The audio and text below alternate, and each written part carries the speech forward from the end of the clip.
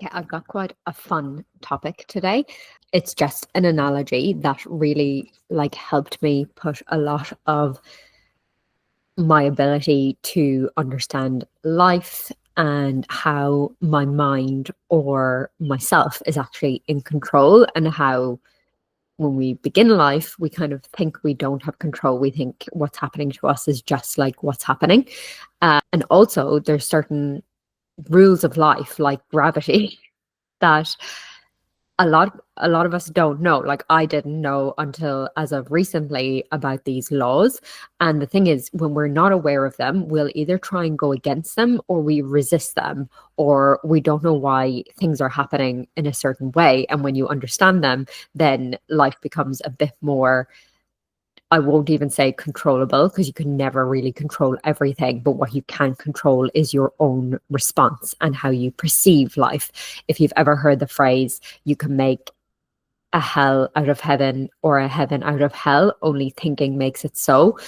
This explains how, like, literally, to one person something can be an opportunity, whereas to another person it's literally to their detriment and their challenge. And it's the difference between life being good and easy versus life being really hard and challenging and it never going your way, is the way that we look at things and we perceive things, and then we react to those perceptions, like we project onto those. And then the more we feed that energy, you know yourself, like if you get up and you stub your toe and you've already had a bad day and you don't actually know about your nervous system or how to alter your vibration and bring it back to center, then something else will annoy you. You know, you'll run out of fuel, you'll be late for work, somebody will annoy you, you'll get stuck in traffic, and all of this feeds the energy, because the universe actually magnifies whatever you are feeling. So whatever you choose to feel, the universe says yes and will magnify it. It is neutral. It just, that's its job, is to, whatever we feel, that's what it magnifies. Anyway, we'll get into that. That may even be another video, if you, the laws of the universe, but you'll come across some of them in what I'm about to say. So I had this realization in the bath where I get all my best downloads. And that is because, if you don't know, like, do you ever think, like, sometimes you have a problem and then you think of like the solution, sometimes like as you're going to sleep or as you're waking in the morning, if you're aware of your thoughts, you'll be like, oh my God, that's what I have to do. Or when you're just cleaning the dishes or cleaning the house, doing something where your thinking brain is preoccupied, it allows for us to be relaxed enough to actually receive like better intuitive download. Not better, everything's neutral, but like, I suppose, the answer to what we're actually looking for. Anyway, for me, that's the bath, is where I like relax. I think part of that is because I have it so effing hot. It's like a sauna in there. And like, obviously my body's like probably working towards that. Oh, it's like people doing workouts like that. You're stressing your body, like not too much, but just enough that it's kind of distracting your thinking mind, that it allows like your subconscious or a higher consciousness mind to kind of drop in, and you get like better ideas or can think from a higher level. Anyway, if you've ever heard me talk about in previous videos, I talk about how I realized, both from learning about it, but I actually experienced it first, that like my healing journey from recovery from burnout and nervous system shutdown and like depression, healing from that, I realized after a while, was like a spiral. It's like I kept coming across the same things, but from a different level. And when I didn't realize they were from a different level, and I was thinking, why is everything happening to me? I like stayed on the same level and would loop in the same thing. But once you learn something new or do something different or reframe your perception, mostly, and basically from a different energy. So I've showed you in past videos the map of consciousness, and how when we move up those, we actually, on our life path, we all have our own individual obstacles and patterns and things to overcome. It's just the way it is. You know, you can call this your wounding in past videos. just your unique challenges. Like, why is one person, they could be the most successful person in their career, and yet they have all these like body issues or something like that. It's like that's their particular challenge. And it's not just an aspect, you know, one person can have the body of their dreams and yet they have all these issues in it's their relationships. And when that problem, I've talked about this before, when that problem gets so big, sometimes it kind of goes into other areas of our lives because, you know, energy and our physical, it's all like intertwined. So when something gets so dominant and so big, it does start affecting the rest as well. For an individual, you kind of have your core ones, and you can use things like human design and astrology or numerology, all of those things. You can kind of explore what your or just look back on your life and reoccurrent themes and patterns. And you can find out like what are your core challenges or wounds, like things that you're meant to overcome. And usually when you overcome these, they're actually the areas you can like gain mastery, and you usually can help other people with those problems.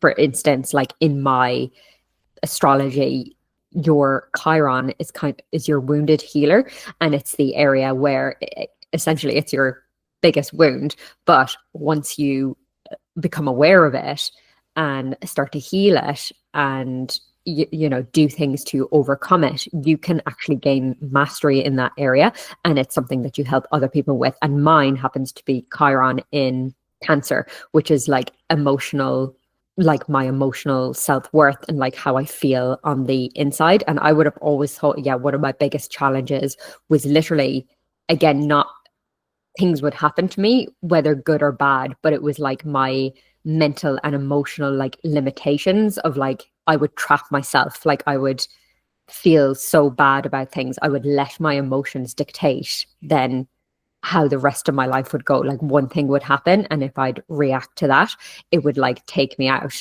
And so one of my greatest lessons, and still is, but you just move up the spiral because your teachings get bigger and bigger, or your lessons get bigger. It's like new level, new devil, but of the same sort of genre, as you'd say. But mine is, yeah, basically emotional intelligence, like processing my emotions, like witnessing them and not judging them, and learning how to process them properly so that they stop affecting like all the areas of my life just because of one thing and how it goes into.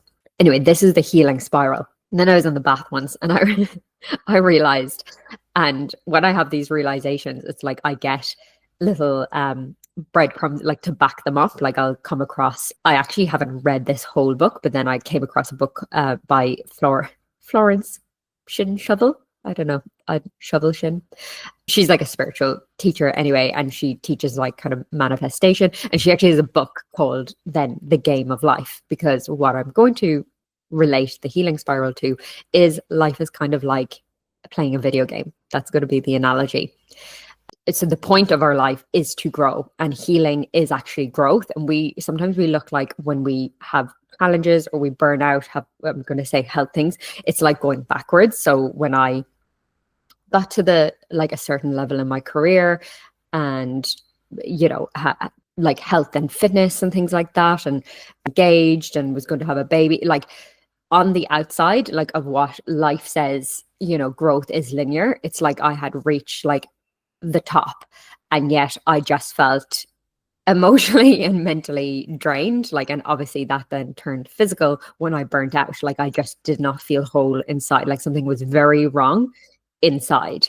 I didn't know how to listen to the messages from my body. I didn't really, I definitely got messages from our intuition, because that never goes away. I just didn't know how to like decipher them or listen to them. I basically didn't trust myself to like listen to them, or to realize that if I felt like this wasn't for me, that it was okay to change direction. I didn't realize I was in control of my life and how I perceive it. Brain always fears the unknown, and it always likes to side with what you think keeps you safe as well, or what keeps the approval of others. And that's why I just thought I was going crazy, because I wanted to leave this, you know, what I thought was like the top of the mountain. But little did I know I was climbing somebody else's mountain. It wasn't mine. And that's like the video game. We don't know. You can actually choose the game, because you're not in the game, but you are the player of the game, which I'll get into and explain. So we can actually change the game if we realize we're actually playing the wrong one because somebody told us like this is how it works. This is the game. We can actually be like, oh no, actually I can change this. And it requires a bit of effort. Obviously you have to go out and decide what new game you want to build and like change the script. Anyway, I'm getting too into the analogy here. But one of the laws of the universe is literally this constant like death and rebirth, like as in you can't gain something new, you can't expand without letting something go. You can't keep feeding the same energy that got you here when you want to expand and grow and do something different. And animals know this, the trees know this, the seasons know this, caterpillars know this, the tides know. But as humans, with our logical brain, we actually resist this. And because of our cultural beliefs, societal beliefs, because actually not every culture in the world believes this. This is very like Western, as in Bali and things like that. And they've got they're very like spiritual there. And it is just a different like way of life. Like they're very happy-go-lucky, and like it's not like they've got loads of material things and things like that, and they're just very sunny side up of what I saw. I haven't been there now since COVID. I don't know what it's like, but they were just very like happy people, and they didn't have all the things, and yet we're over here going like, oh, I don't have like the new model of something, or I don't have the car. I have a car, but I want like a better car, or just need more stuff, just need more material things to feel happy, when it's like we can actually choose to be happy. The whole point that we want those things is to fill some sort of a feeling inside of us that we're not feeling now. Yet what's stopping us from feeling that feeling? And it's because we've been taught these limitations that we think are between us and that feeling, but it's not. We can feel that now. And when we do that, we tend to then attract the things that we want, or the things that are actually meant for us. Because when you feel that feeling, a lot of things that you thought you wanted kind of fall away, and you realize you didn't actually want that. You just wanted to feel a sense of peace or freedom or joy, like that's what you actually wanted, and to feel successful, rather than have all the things that you think that means. So like I said, nature knows this, and for some reason our logical brain thinks it's above nature. It's developed for like problem solving, to be able to like add to the things we create, to be able to like think more in the future and critically think about things. But it also causes problems. Like you don't see the tide come in, and as it goes out, it's like, oh shit, I'm getting behind. I should be further along. I'm a failure because I'm not progressing and moving forward. And when the caterpillar like melts into nothing but goo in the cocoon, it isn't like, oh my god, get me out of here. Like I just want to stay a caterpillar. I don't want to be a butterfly. I know that's like my life path, but it's just not really. It's not really what like I want or I'm comfortable with, because I don't think it's that comfortable to melt into goo.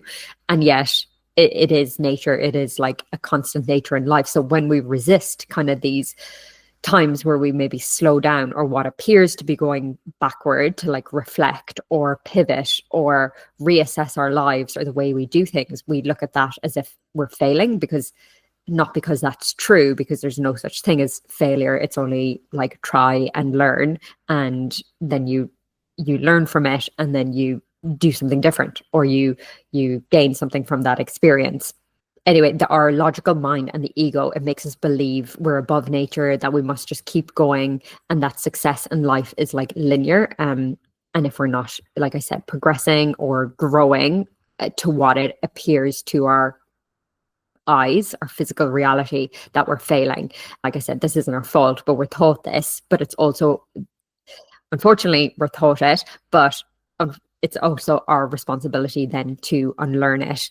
If we don't want to live a life we look back and regret as we look back on it, or pass on these like limitations and limiting beliefs and limiting patterns to future generations, because whatever we don't transmute, whatever we don't transmute the energy of that isn't serving us, we will pass on, because energy cannot be created or destroyed. It can only be transferred from one form to another. So if we don't do it, it's the next generation to do it, and so on and so on. The game of life is like the spiral. So there's levels.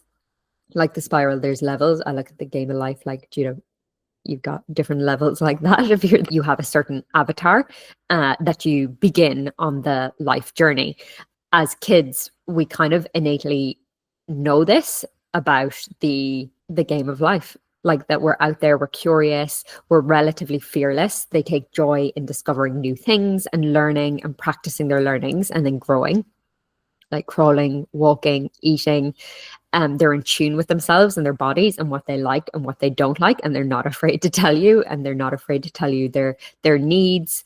And when they see something they want to do, they'll just keep like practicing and doing it until they achieve it. And yes, they'll get like frustrated, they might throw a tantrum and stuff, and then they'll get back up and they'll try again. Unfortunately, because of things that we learn, we'll try things now and we think just because we're adults that like we're not meant to fail, or if we do fail then it's not meant for us. And sometimes like we'll again get stuck in those emotions of frustration because we don't know how to process them, or we stuff them down. So then we get stuck in frustration or disappointment, or like that feeling of apathy, like there's no point. But as kids, they actually innately like express their emotions, and yes, they can learn. If adults know how to teach them properly how to process them, they can learn like a better way of processing them. But they actually do a good job on their own. We just perceive them as bad because we have been taught that they're bad, or that something bad happened if we expressed our emotions, or maybe we were just ignored. So then we just learn, what's the point in expressing them? And again, we like push them down, and whatever doesn't get expressed, whatever we don't process and push down just gets suppressed, and what gets suppressed gets expressed when we don't want it to. So again, each level has not only its own challenges or obstacles, but also certain skills or tools that we have to kind of accumulate or master in order to get the next level. Because you want to go to the next level, but if you don't have the tools or skills, like you're not going to be able to get past that level. So that's the point of the level before, is to accumulate the skills that you need to actually be able to overcome the obstacles and challenges in that one.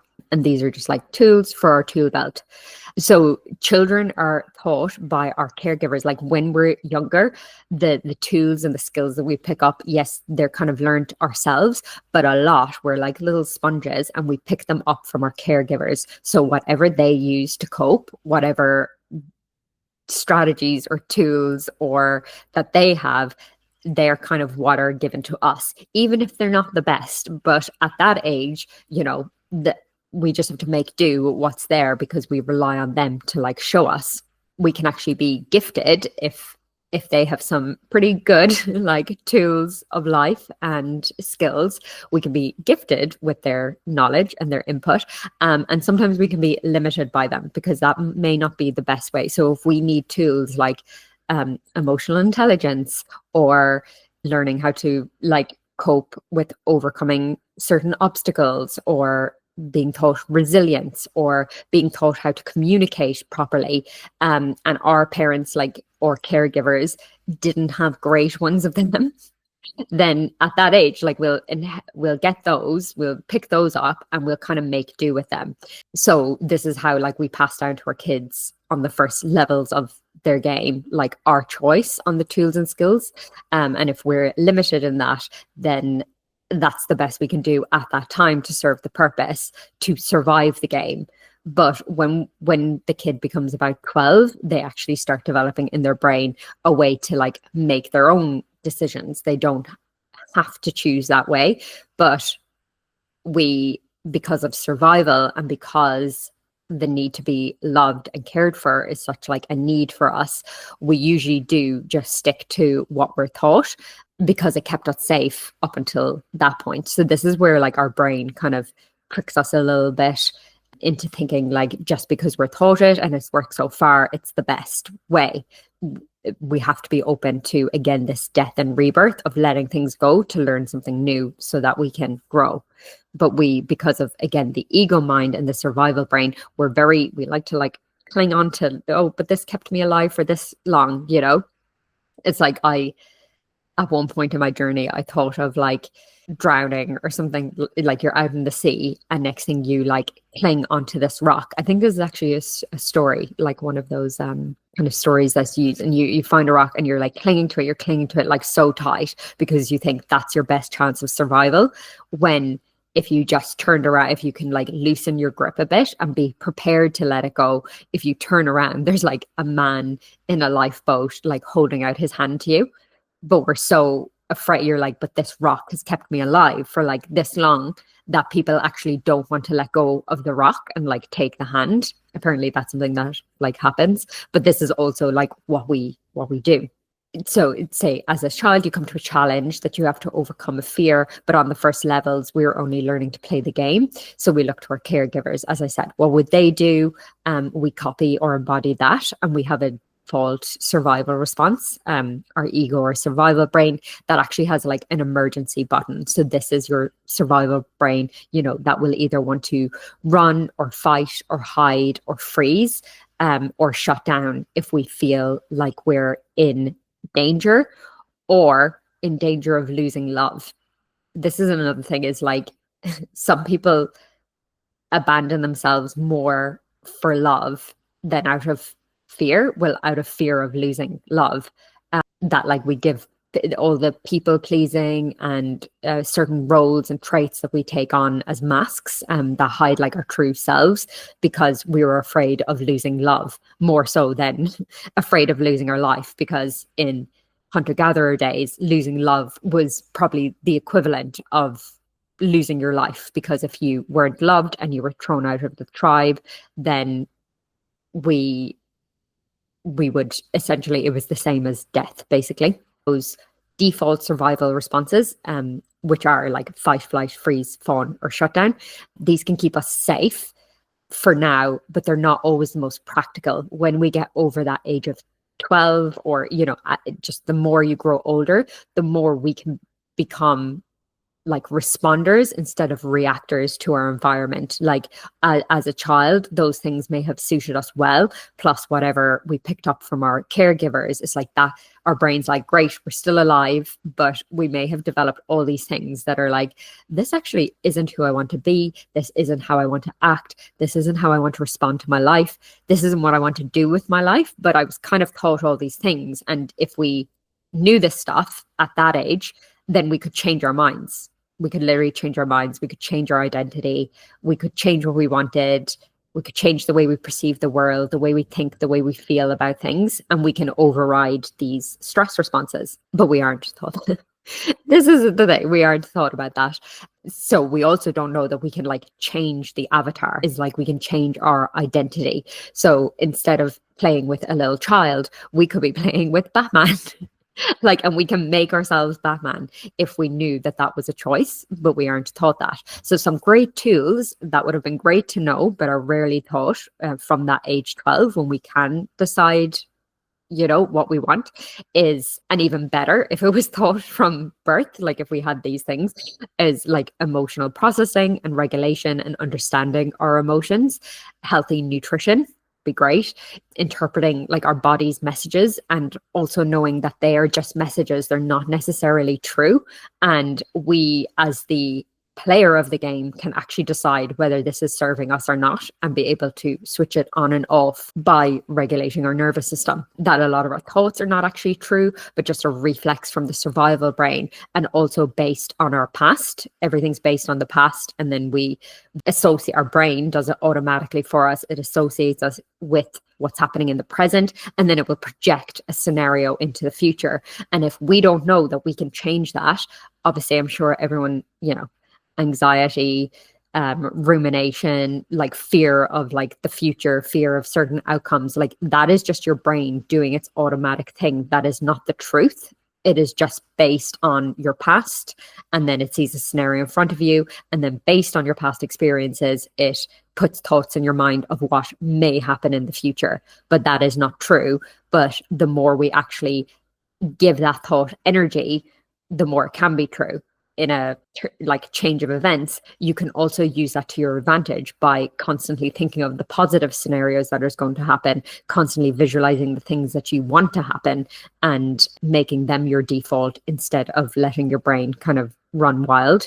We can choose the lens in which we see the world. So again, all those survival responses are like putting on a pair of not rose tinted glasses, but if you're in fight or flight, they're like red. It's like Nino, Nino, Nino, like danger, danger everywhere. And you will be constantly, if you've got those on and your nervous system is in that response, then you're seeing the world through that perspective. Everyone's slight change of tone, everyone's facial expression, everything's a bit of a threat. Okay. You know, you look at your kitchen's not cleaned.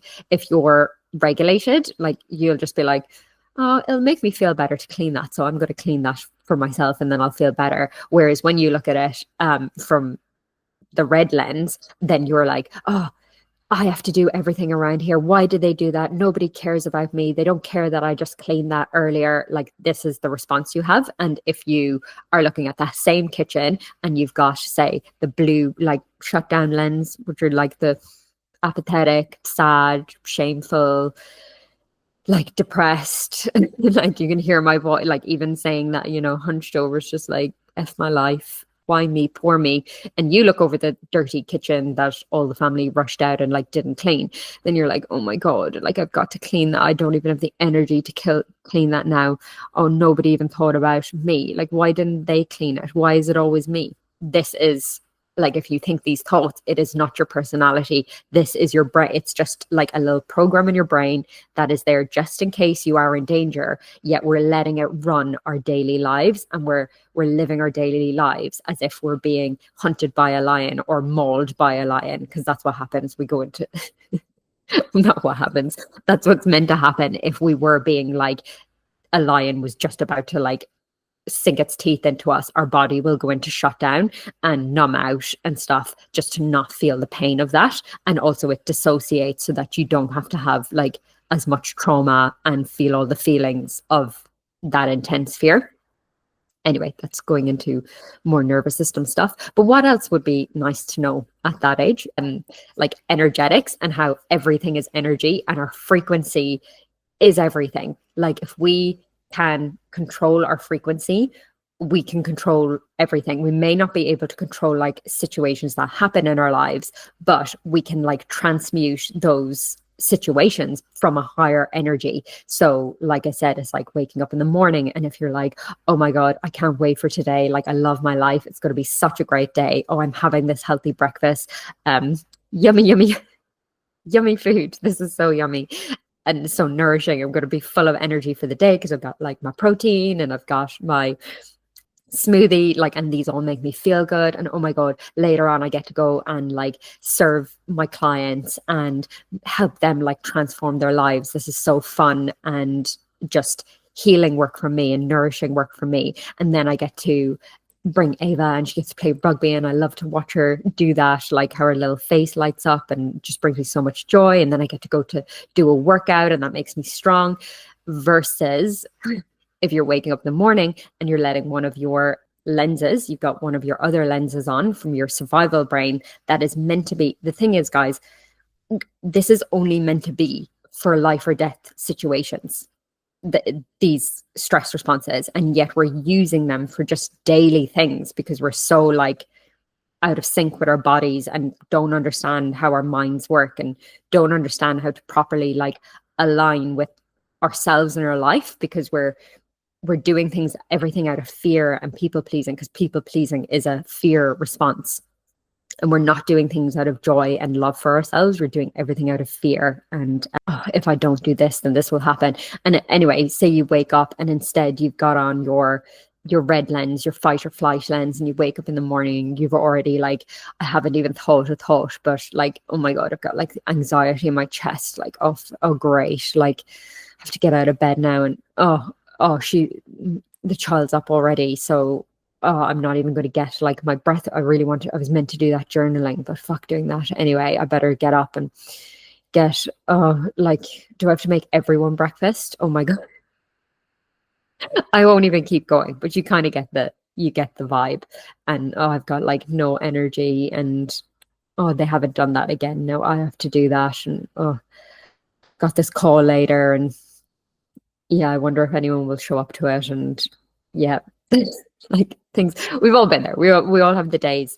And the thing is, it's not about we're gonna have times like that and thoughts like that and feelings like that.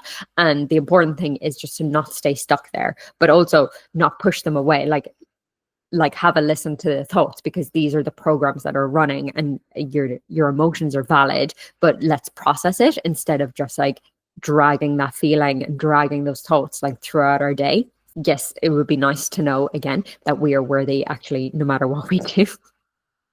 So if we could actually all trust that and just be in that, then we wouldn't be running around like headless chickens trying to like prove our worth and doing things that we don't want to do, and doing things that are like so out of alignment for us, and even our like how to best use our skills and our energy are in the things that like light us up and we're naturally talented in and have this affinity for. Or like I said, these, you've overcome these obstacles and now you've got these tools and you're like, oh, other people could use these, other people, this might help other people.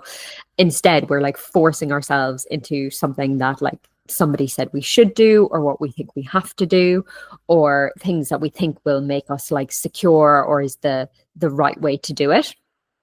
But we're not happy and we're not fulfilled, and then that shows up in our health, and it shows up in our relationships, and then it like snowballs. We're like, whose life are we living?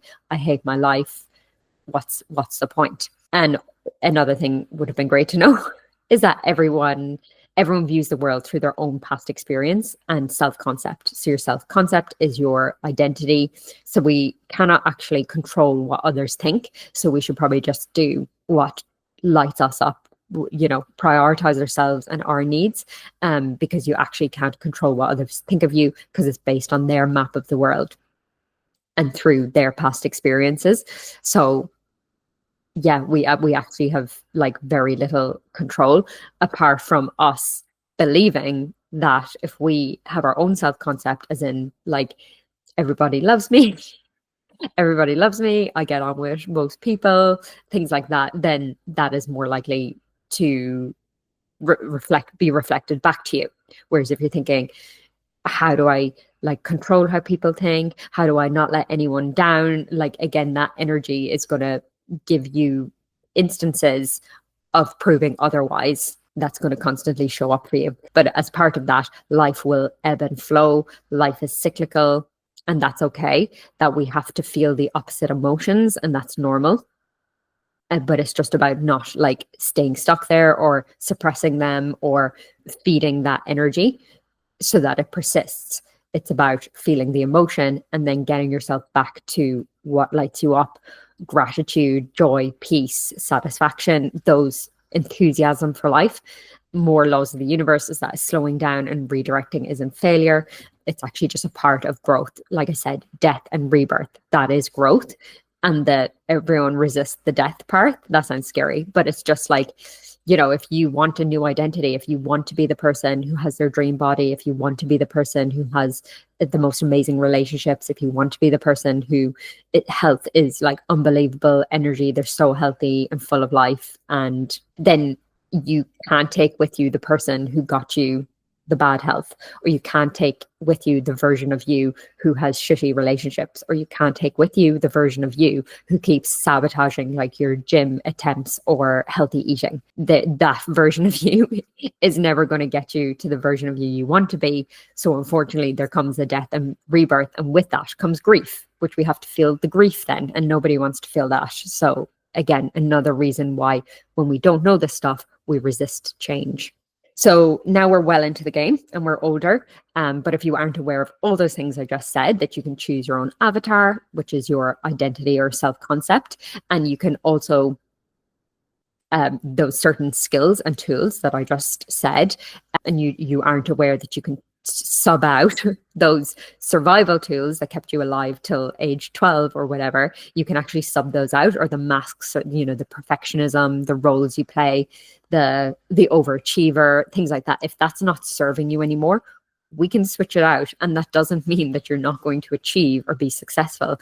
It just means that that role has played its part, and now it's actually hindering you to your next level. So death, rebirth, we've got to let that go if we want to level up. If we're using these lower level identities and tools and skills at the higher levels, we're going to find it really challenging. And this is where we get stuck, where we get burned out, where we have these chronic looping patterns, either like emotionally, being emotionally reactive, the constant same relationship conflict, the constant same health issues. This is where we start looping. It's because we haven't developed